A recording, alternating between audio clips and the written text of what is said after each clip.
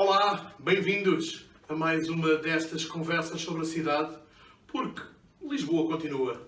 A minha convidada de hoje, Maria Viana, a cantora de jazz, filha do ator José Viana. Vamos saber um pouco do percurso dela e também desta aventura que tem sido lutar pelo jazz em Portugal. Maria, muito obrigado por teres aceito o convite. Olá, muito obrigada eu pelo convite. Estamos aqui no magnífico Cascais Jazz Club em Cascais, naturalmente. É um gosto de estar a conversa contigo. Olha, tu nasceste em Lisboa, és filha, como já disse, do ator José Viana. Isso influenciou de alguma forma a Lisboa que tu conheceste? Claro, eu não teria acesso a uma visão popular de Lisboa se não fosse o meu pai ser um ator e um diretor e escritor de revista à portuguesa. As características, os pátios, as figuras populares, a humanidade que ele punha cada vez que olhava essas figuras, claro que me influenciou e impediu com certeza que eu me tornasse uma snob, uma pedante, porque fez crescer em mim uma humanidade que veio sem dúvida do que eu senti e do que eu vi através dos olhos da escrita e da representação que o meu pai fez dessas figuras magníficas.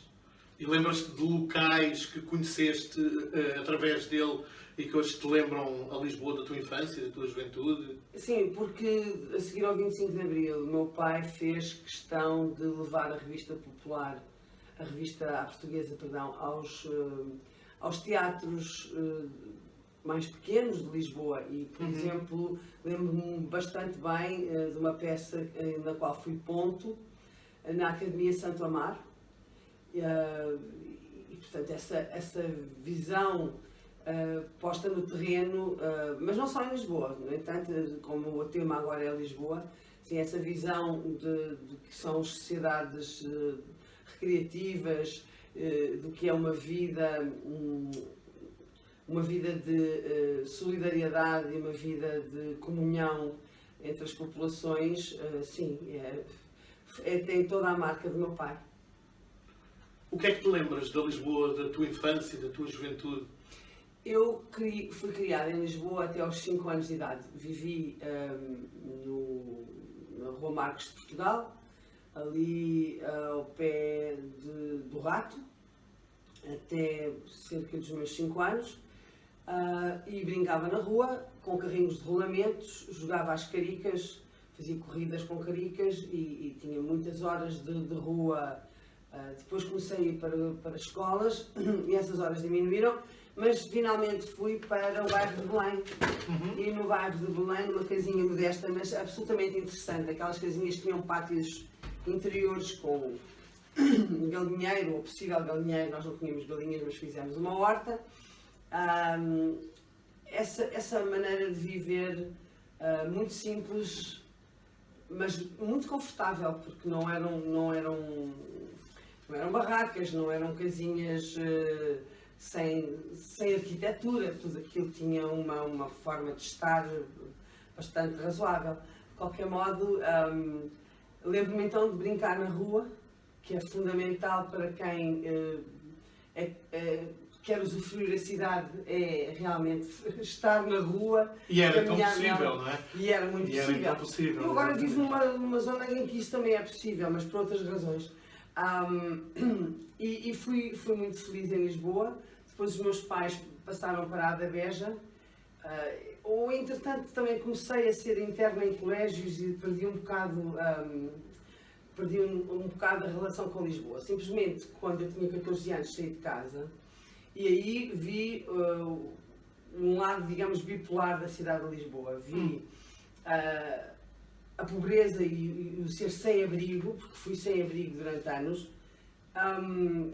Eu acho que nunca disse isto a ninguém, pelo menos em público. E vi a beleza de quem não tem horário, não tem destino, e portanto percorri Lisboa e vi as suas magníficas paisagens, vi o Tejo de todos os quadrantes, vi a cidade vazia, vi a cidade cheia de gente, e conheci os seres humanos que vivem em Lisboa, no seu pior e no seu melhor.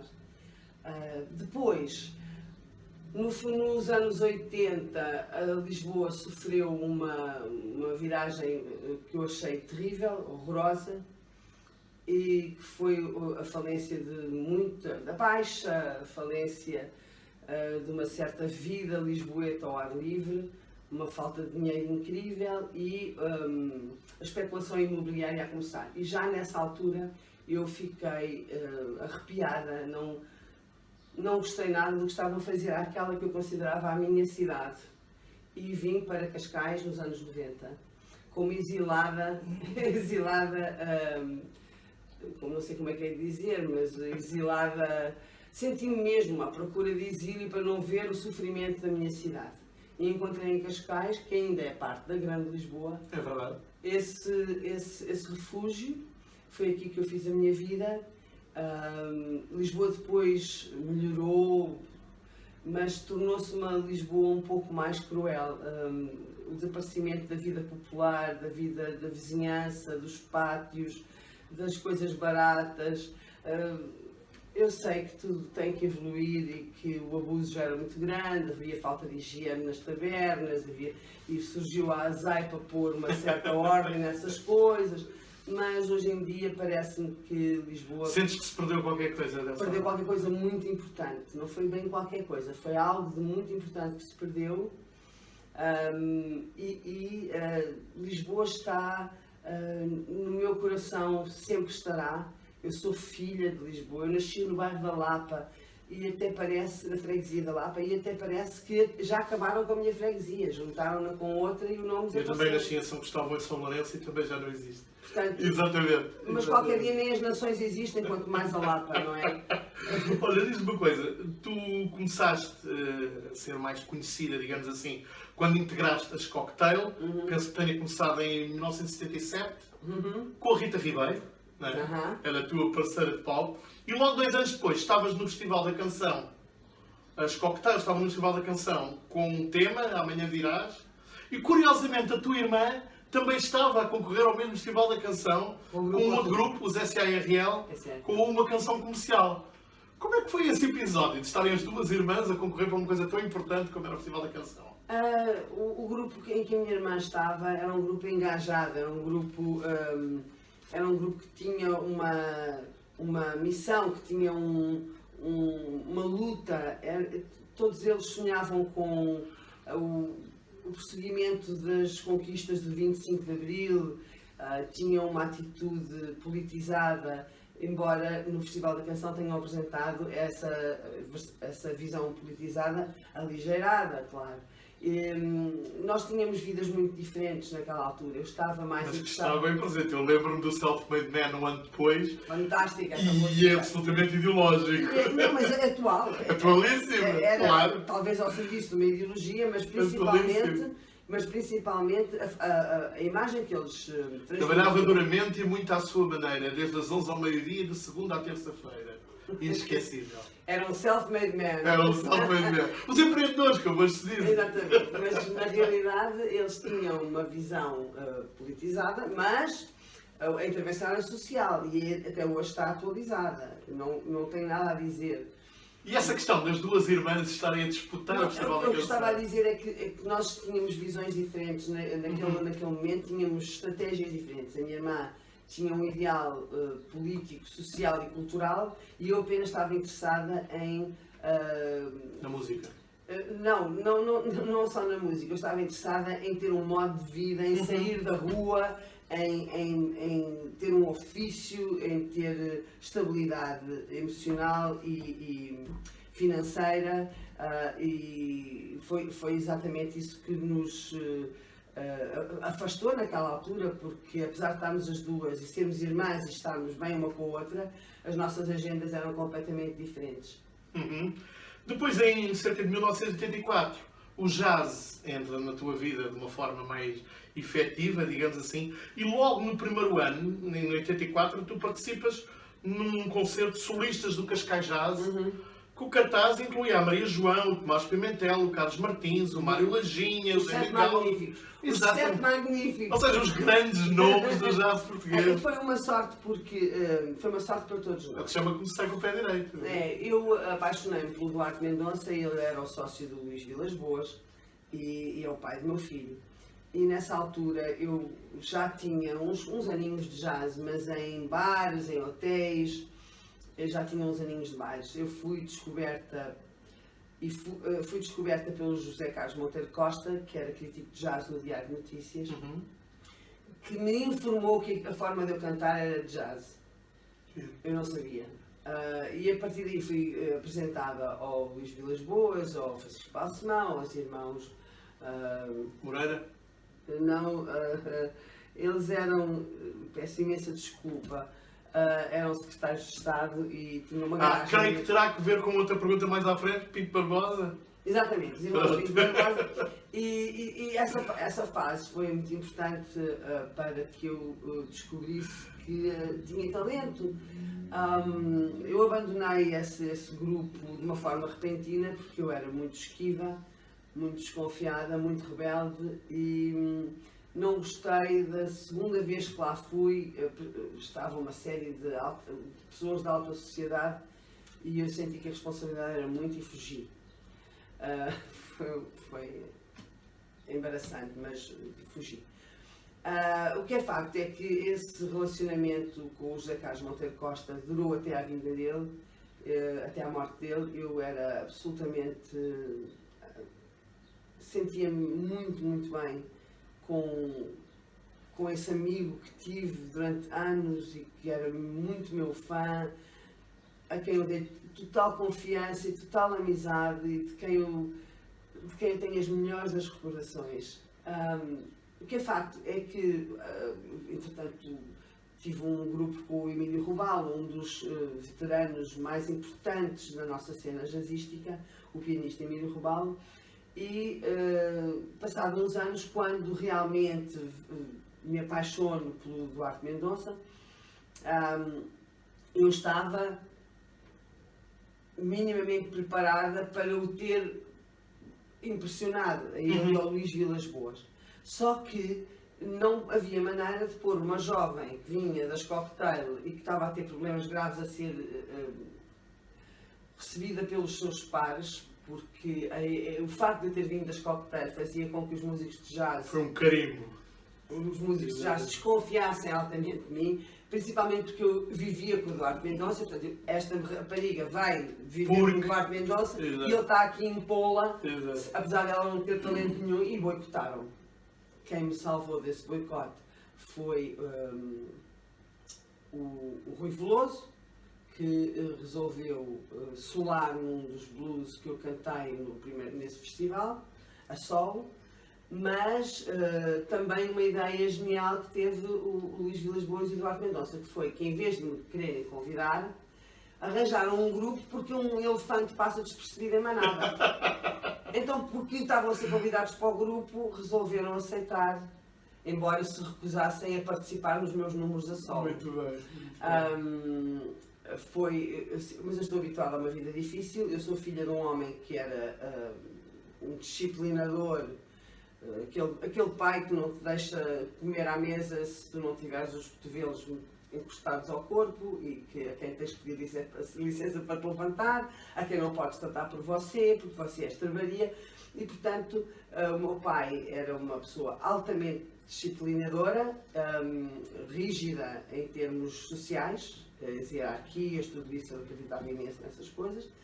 Não é propriamente a imagem que se tenha de um ator de revista. Mas ele... Deixa-me dizer. Mas ele era um homem criado por uma avó no tempo da guerra. E, portanto, as histórias têm muito explicam muito certos comportamentos. Depois eu estou muito grata ao meu pai por ele ter sido tão rígido, porque a vida não é brincadeira, não é um ensaio geral, isto é mesmo a sério. E por outro lado ele tinha aquele humanismo todo através da procura da verdade das suas personagens. E sendo uma pessoa extremamente leal, uma pessoa à séria, uma pessoa convicta de tudo aquilo que fazia, quando ele procurava, investigava e interpretava as figuras populares pelas quais ele tinha um imenso carinho, a sua humanidade também se transmitia. Portanto, eu tive um relacionamento com a vida bipolar. Graças a Deus escapei a ficar eu mesma bipolar, porque deve ser angustiante, mas vi sempre os extremos da vida. Ainda hoje explico a vida de formas absolutamente extremadas. Não... Tu falaste aí nos Irmãos Pinto Barbosa, acho que há uma história divertida, tu estavas numa revista no Porto e vinhas assim meio clandestina para atuar. Totalmente clandestina. Queres contar aquelas que nós terminávamos cerca da 1 da manhã e havia umas caminhonetas clandestinas mais baratas, porque imagina, uma miúda que eu tinha aqui uns 16 anos nessa altura, 16, 17 anos, uma miúda a vir do Porto para Lisboa com o ordenado que eu tinha de principiante na revista à portuguesa, com certeza que não podia pagar bilhetes normais, era um sufoco financeiro, e então apanhava essas caminhonetas para vir cantar nos saraus que o Pinto Barbosa organizava. Exatamente. Fazia isso. E depois quando acabava o sarau, apanhava outra e voltava. Era o meu dia de folga, era a segunda-feira. Muito bem. Tu já falaste aí por diversas vezes e certamente vais falar mais, já percebi, do teu pai. Foi o teu pai quem depois ouviu jazz. Foi. Eu ouvi Led Zeppelin, Deep Purple e o meu pai um dia teve uma atitude absolutamente fantástica de me pôr Ella Fitzgerald com Count Basie ou com Duke Ellington e perguntou-me só que idade é que tem esta cantora. Eu disse-lhe, pá, para mim eu tinha 14 anos ou 12 anos, para mim uma mulher de 20 anos já era uma velha. Quando temos que atualizar. E foi assim que eu disse, sim, 18, e meu pai disse, tem 50 e não sei quantos. E eu fiquei impressionadíssima com a fonte da juventude, com a fonte da juventude que transparecia daí e fiquei apaixonada por aquela forma de cantar. Depois rapidamente voltei aos meus Led Zeppelin, ao meu Deep Purple, ao meu Pink Floyd, a Joan Baez, o James Taylor. Uns anos mais tarde, quando estou no Sheraton a cantar com o Rui Guedes e com o Zé Cabeleira, de uma forma amadora, porque eu não recebia um gestão, eu saía do Parque Mayer e andava um bocadinho, ia até ao Sheraton e cantava com eles no Caravela. O Duarte deve estar a pensar em mim, o José Carlos Monteiro Costa, então pediu à mulher, à Bia, para fazer o favor de ir ter comigo para eu não pensar que estava a ser assediada, e foi a Bia que me convenceu a ir à mesa de ambos, e foi aí que ele me perguntou como é que era possível haver uma cantora de jazz em Portugal que ele não conhecia, e eu respondi, mas o quê? O que eu canto é jazz? E ele informou-me que sim. Então aí é que eu descobri que aquela influência marcante da Ella Fitzgerald na minha juventude tinha deixado qualquer coisa. Me tinha deixado uma profunda marca, mesmo uma profunda marca. Se eu abria a boca e tinha esse swing, era porque aquilo era mas muito mais marcante do que aquilo que eu sabia. Criou raízes em ti. Tens por hábito ir a Lisboa a ouvir jazz? Não.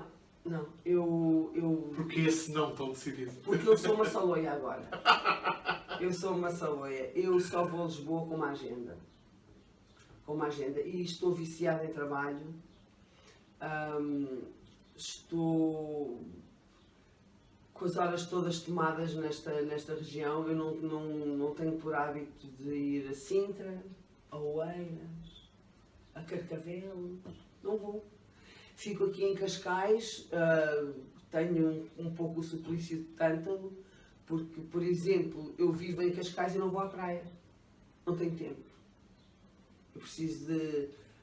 estou a chegar à conclusão, já há uns anos, que preciso... E quando vês às vezes os cartazes, pá, vem cá tocar fulano a Lisboa, não sentes aquela coisa, pá, isto era uma oportunidade dele. Eu, a última vez que me deu um forte ataque de ver qualquer coisa foi quando soube que estava um filme sobre a Elis Regina.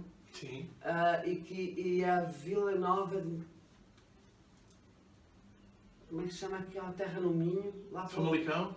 Que é uma terra lá para cima, um festival... Vila Nova da Cerveira? Será lá para cima? Para Isso é onde é a Bienal. Ok, que esse filme ia. E eu pensei, deve estar esgotado, mas não me importa, eu vou para lá e a campo. Eu vou conseguir ir para lá. E ao ler outra vez a notícia, soube que já tinha sido na semana passada.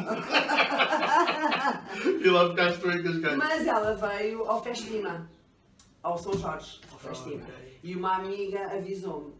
E então eu fui para lá 3 horas antes e para te dizer que fui a Lisboa para ver a estreia em Lisboa do filme Elis, que considero um excelente filme, embora historicamente tenha lá uns probleminhas que se devem dever aos problemas com os direitos de autor e de autorizações. Enfim, César Camargo Mariano não aparece, não se percebe porquê e outras coisas assim. Mas é um excelente filme. E depois desci a avenida e fui ao Hot Club matar vários coelhos numa cajadada. Que eu digo, eu vou a Lisboa e tenho sempre uma agenda. Não Ok. Tenho que ir a vários Aproveitar, sítios. Tenho que ir a exatamente. vários sítios. Mas é isso. Não sei se estou feliz com Lisboa. Tenho outra recordação absolutamente incrível de Lisboa, que foi o funeral do meu pai. O Pedro Santana Lopes, de quem eu não sou particular fã, sou fã dele enquanto Secretário de Estado da Cultura, já agora deixa-me dizer isto, foi talvez o melhor governante, e eu não gosto dele. Nada, tudo o resto que ele faz, seja Santa Casa da Misericórdia, seja ministro, seja o que for, eu sou altamente crítica, mas enquanto governante ligado à cultura, fez mais pela cultura no seu mandato do que fizeram os outros todos, nos mandatos todos juntos, tanto quanto a minha memória me possa ou não enganar. Pronto. Mas o Pedro Santana Lopes mandou parar o trânsito no percurso da Basílica da Estrela para o crematório. E eu tive uma imagem de Lisboa absolutamente respeitosa, sagrada. Que o Zé merecia. Com as 3 mulheres lá dentro a cantar a bandeiras despregadas, a cantar esta Lisboa que eu amo, a cantar altíssimo. E essa imagem de Lisboa também é indelével e é absolutamente fantástica, fabulosa, embora marcada por grande tristeza, ao mesmo tempo está marcada por uma enorme poesia. Portanto, estás a ver? Exato, Eu vejo as coisas exato. assim. Claro. De um lado, E as vejo... coisas são muito assim. Para mim As eu vejo coisas sempre não o têm lado só- bom das coisas, sabes? O lado bom de toda a gente, embora tenha sempre, às vezes, que vivenciar o lado mau delas mesmo. Mas pronto, mas é assim.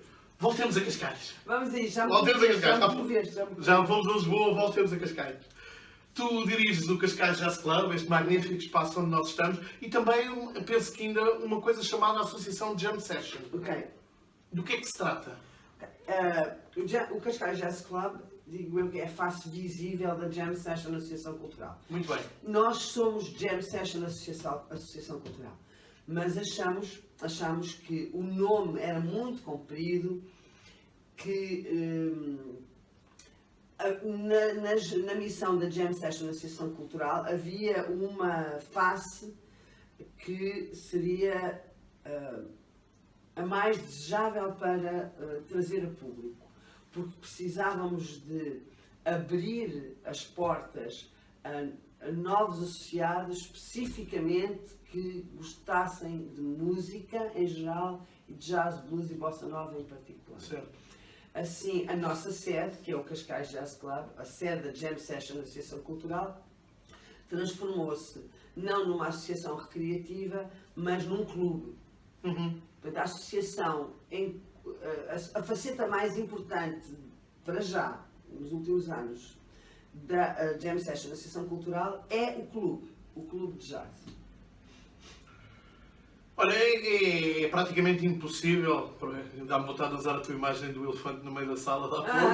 Não, que é de facto, é quase impossível fazer uma conversa hoje sem perguntar como é que tem sido passar por toda esta estranheza da pandemia, da Covid e toda esta maluquice que nos caiu em cima que nem um tijolo.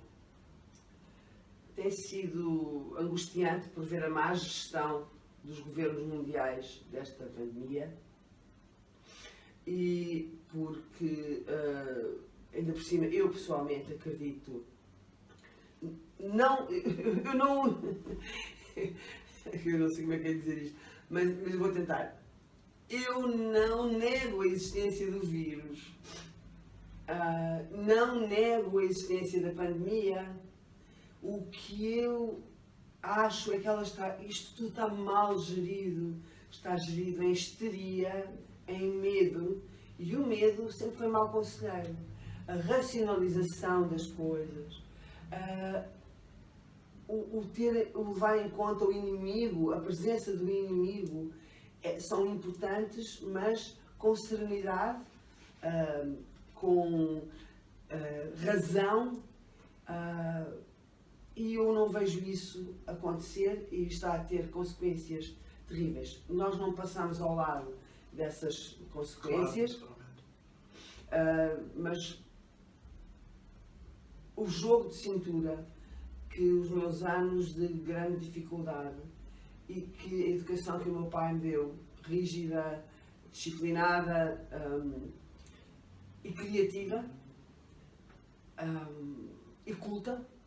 Eu não sou mais culta, não é culpa dele, é porque eu, enfim, escolhi não enverdar pelos caminhos da erudição, mas uma parte do bichinho terá sido ele a colocar. Lá, sem dúvida. Já se notou. Essas ferramentas que advêm do facto de eu ter passado tempos muito difíceis e de grande disciplina,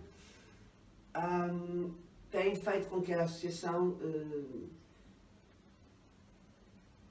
não se sobre. Não é mérito exclusivo meu, para já não é mérito meu, porque eu limito-me a ser o produto de toda a minha experiência, portanto não é algo que eu genial que eu tenha descoberto, e muito menos o é na medida em que nós temos um grupo de voluntários e temos contato com a boa vontade de pessoas que passam por cá ou que nos enviam dinheiro para a conta bancária por solidariedade e porque querem fazer parte do futuro desta associação.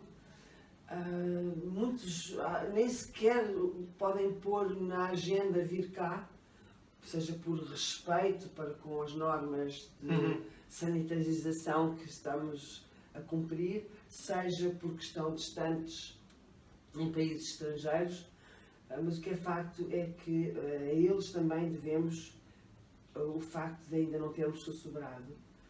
Inventamos formas de estar diferentes, cumprimos as regras que nós achamos que devem ser cumpridas. Vou dar um exemplo. As regras impostas são que entre as mesas deve haver 2 metros. Nós levamos essas regras mais longe. Nós não temos 2 metros entre mesas, nós temos 2 metros entre as cadeiras. Já a contar com o corpo que a pessoa vai distanciar. Uma pessoa para se sentar tem que se distanciar da mesa. A distância normal será, por exemplo, esta do balcão. É a partir do braço da cadeira que eu conto 2 metros para a cadeira seguinte. O que fez que nós, em vez de termos 42 lugares, tínhamos 16. Claro. Não ficámos por metade, ficámos por 1/3. Não é? E do ponto de vista pessoal, a Maria Viana, como é que tens... Eu não fiz confinamento. Não fiz confinamento. Saí todos os dias. Todos os dias saí, fui para Pinhais, andei na rua, fiz obras, tive operários em casa, tive operários no clube, mas todos os dias nos desinfetávamos com frequência e todos os dias usávamos máscara sempre que o distanciamento não fosse possível. Mas foi, como é que eu tenho a dizer? Passados 7 dias já estávamos a trabalhar sem máscara uns ao pé dos outros, embora guardássemos distanciamento. Eu evito falar muito tempo na direção de alguém que esteja próximo de mim.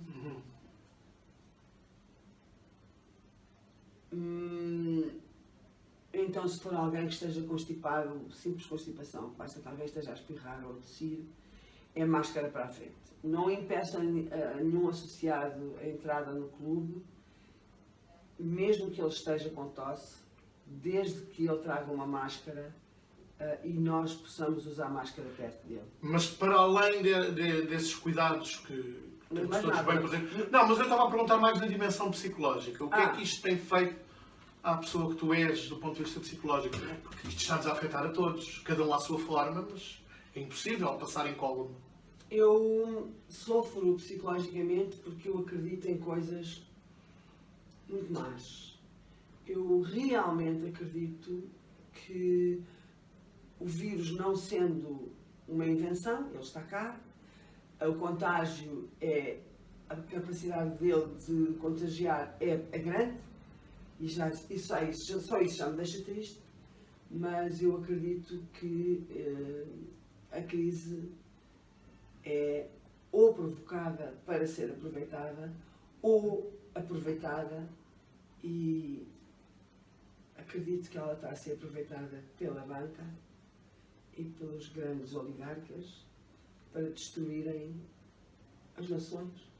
A família, as nações, acredito. É curioso essa visão tão pessimista, não posso deixar de chamar assim, porque em 2003, por exemplo, tu dizias: acredito numa sociedade igualitária que ainda está por vir, onde não há valores a pôr às pessoas, toda a gente vive normalmente, e acrescentavas menos protocolos, menos hierarquias, menos preconceitos. O que eu te queria perguntar é se achas que estamos mais perto ou mais longe? Estamos muito mais longe, mas muito mais longe. Eu acredito no sentido de que tenho fé que isso será uma coisa boa para todos. Mas também acredito que esse exercício de liberdade mete medo, nojo, asco a uma série de pessoas e que esse tipo de sentimentos que o meu ideal, que a minha fé preconiza, são responsáveis na história pelo sacrifício dos visionários e dos amorosos. Nós matamos os nossos profetas, matamos os nossos santos, matamos os nossos heróis, consumimos-los até ao tutano, e isso é uma possibilidade que, infelizmente, neste momento eu acredito que esteja no terreno. Desde os grupos que acreditam que é preciso exterminar a humanidade para que os recursos cheguem para todos, até aos senhores da guerra que acreditam que o dinheiro é o Deus deles e que vivem permanentemente a oferecer nesse altar sanguinário, oferecem o sacrifício dos outros e o deles também, porque não são pessoas felizes. A felicidade mete imenso medo e a liberdade também. No entanto, se não podemos ser felizes, ao menos possamos ser alegres. Vamos continuar uma luta. Como dizia Nietzsche, não acredito num Deus que não saiba dançar. Eu acho que nós podemos continuar a cumprir o nosso destino. Nós somos pequeninos demais para nos darmos muita importância. Somos poeira de estrelas. Não há dúvida nenhuma que o tempo arruma tudo. Tudo o tempo arruma. Diz-me uma coisa, achas que há uma música de Lisboa, uma música própria de Lisboa? Sim, claro. Claro que há uma frescura que tem a ver com Lisboa e que tem a ver com todos nós temos, as nossas sociedades mantêm ainda na humildade, na alegria, uma certa frescura, e a de Lisboa tem as suas características, como a do Porto terá outras características, não dizendo nunca, porque seria injusto e até idiota dizer que uma é melhor que a outra. Não é isso sem causa. Nem pouco mais ou menos, mas a de Lisboa tem a sua frescura Identidade específica, sim, claro que tem. Os seus bairros, com as suas características, a sua pronúncia no português. É uma Porque a música também é o falar, exato. É uma cidade branca, é uma cidade com sol, é uma cidade em que as pessoas vestem de determinada maneira por causa do clima e das suas posses ou falta delas, e tem ainda bairros, ainda resiste, ainda tem sociedades recreativas, tem bairros, tem pátios.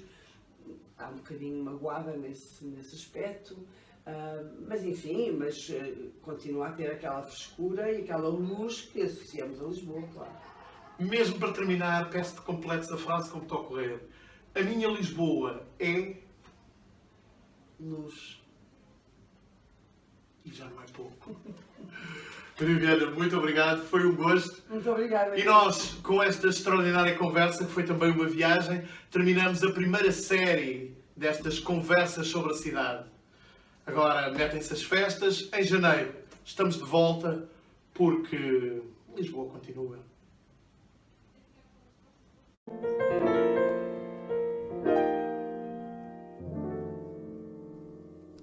In her own sweet world, populated by dolls and clowns and the prince and the big purple veil, lives my favorite girl, unaware of the worried fronts that we're grown up know so well. In the sun, she dances to silent music, songs that are spun of gold somewhere in her own little head. One day, oh, too soon, she'll grow up and she'll leave the dolls and the prince and the silly old bell. When she goes, they will cry as she whispers goodbye. They will miss her, I fear, but then so will I.